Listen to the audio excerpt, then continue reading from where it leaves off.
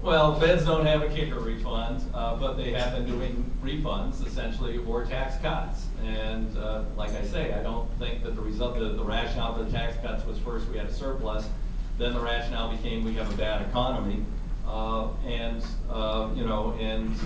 we keep doing the same thing, and it does not seem to be creating jobs, and it's very expensive. I mean, the tax cuts projected for next year, if Obama gets a renewal of his Social Security tax holiday and we continue all the Bush tax cuts, will be over $400 billion of additional debt next year, or deficit, which becomes debt the year after. Yes,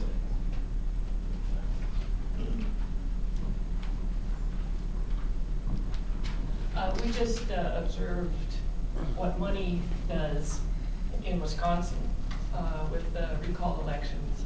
And I can hardly wait to be a recipient for the next year and a quarter of the ads that are going to hit us. Where do you stand on this movement that's beginning to amend the Constitution to say that corporations are not people and money is not speech? well, I've long held that starting with the 1977 decision that the Supreme Court has been wrong way back as far as 77, and that was a very different Supreme Court than this one in terms of saying money is speech. And now their most recent iteration, which is corporations have more rights than individuals when it comes to making campaign contributions, which is the law they created, which says that you as an individual can legally give so much money. I think it's $2,400 general, $2,400 primary to someone running for office.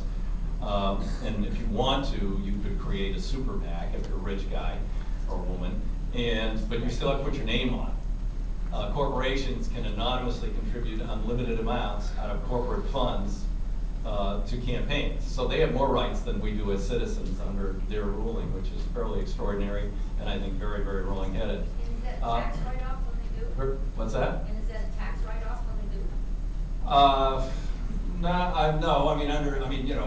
There's different ways of keeping your books, but under law, a contribution to a political campaign under federal law is not deductible. In Oregon, it's deductible or a credit up to $100.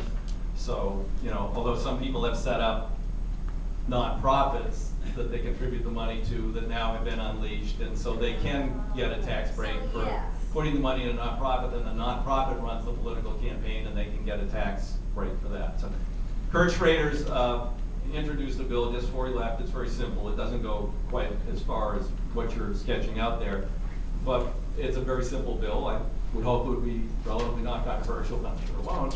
It just says that it says that Congress has the right to restrict contributions from any source and expenditures. Which could maybe lead us to a world where we don't spend many billions of dollars on an election cycle, and we don't have to watch all those ads on television, and I think we'd all be better off for it. But anyway, it would create, say, it's within the authority of Congress, which I think it is. The court has said it isn't. He also gives that same authority to states. Now, in Oregon, would probably still have a problem because our Supreme Court has said our First Amendment rights are stronger than the federal Constitution. So they threw out all of our campaign limits many years ago here in Oregon, and we can't overrule the Oregon Constitution. But at least, he would, in states that don't have that problem, give them the authority to limit contributions from individuals or corporations and expenditures. So that's a pretty simple way to approach the issue. I'm going to sign on as soon as I get back and to his amendment.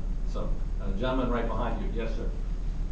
I want you to comment on the ruling from the EPA on air pollution that would shut down a good portion of the coal-fired power plants. Well, I'm very familiar with their boiler provisions and what they're doing there, and have been very involved in that as it relates to burning biomass. I'm not so much following coal because, so I'm not an expert on what they might be currently proposing. The Clean Air Act, when it originally passed, gave the coal plants in the Midwest and others so many years to comply with technology in terms of scrubbers and filters and all that, and they've been exempted numerous times. To tell the truth, I'm not quite currently up with what the EPA is or isn't proposing, because they've changed many of their proposals many times. And since our only coal plant is already scheduled to be retired, I'm not principally concerned with that issue. So I'm following BPA and the negotiations with Canada over a new treaty and the problems with wind and water and the proposals by Judge Redden or the attempts to remove our dams. And I'm following, I'm working on biomass and the boilers. I'm really not following that provision, and I'm not sure what the current state is. Sorry. My office can find out if you want to contact us and let you know what's up. I don't know how they may or may not have changed it and what they're doing. So, yes, ma'am. As a Democrat, I want to thank you for your no vote on the debt.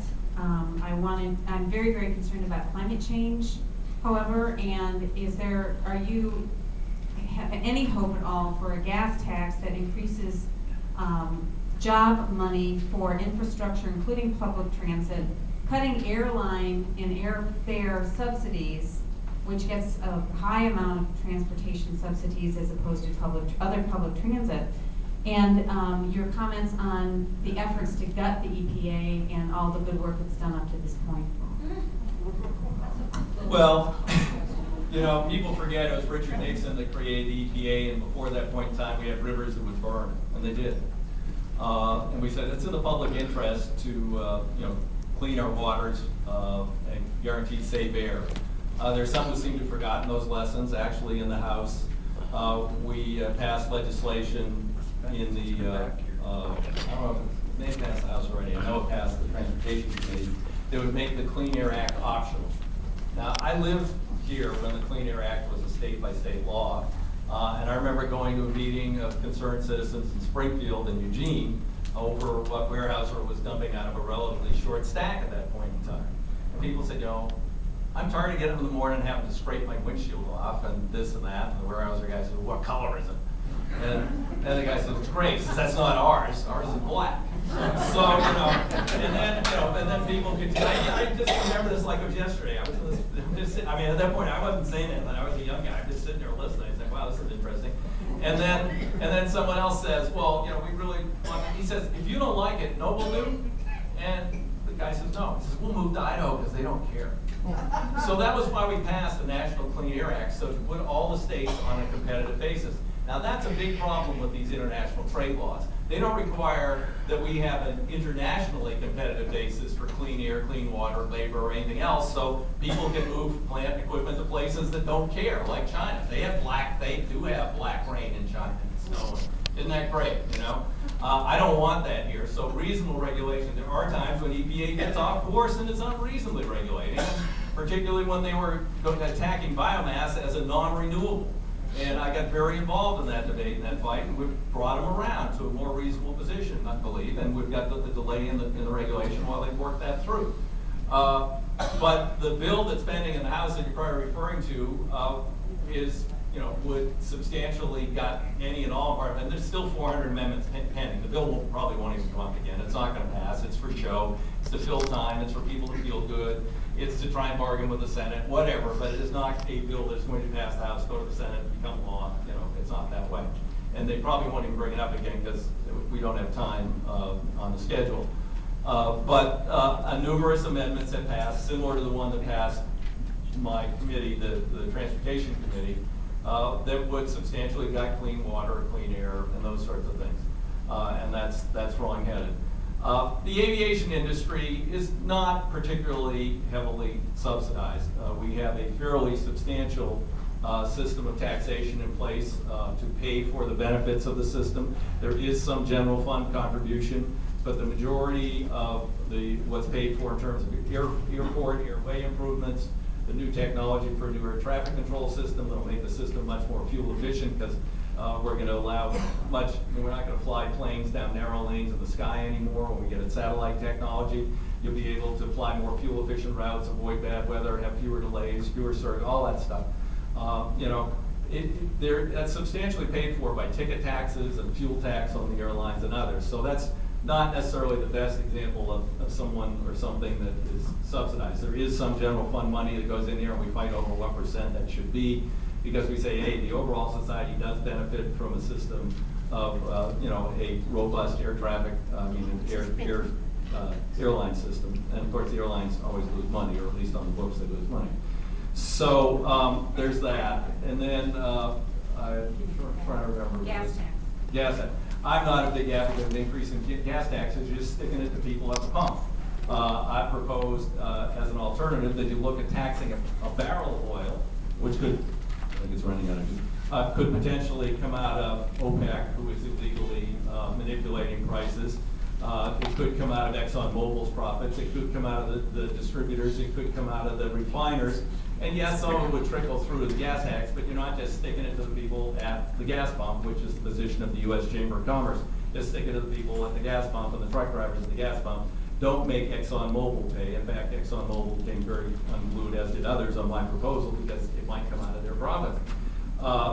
And people say, well, shouldn't you just want huge gas prices? I say, no, I represent a state where I got a lot of people who are going to drive a long way just to get to the store, get their kids to school or that. They don't have viable alternatives. I want to have more efficient cars in the future. I want to have alternative fuels in the future, but we don't need to be price gouged on the way there. So I'm not one who advocates, but I am advocating other ways to pay for more investment in our infrastructure, but ways that might get a little bit out of the oil industry and drive, deal with OPEC and the spec. I did propose one that I thought was a really great idea, which is let's just tax people who speculate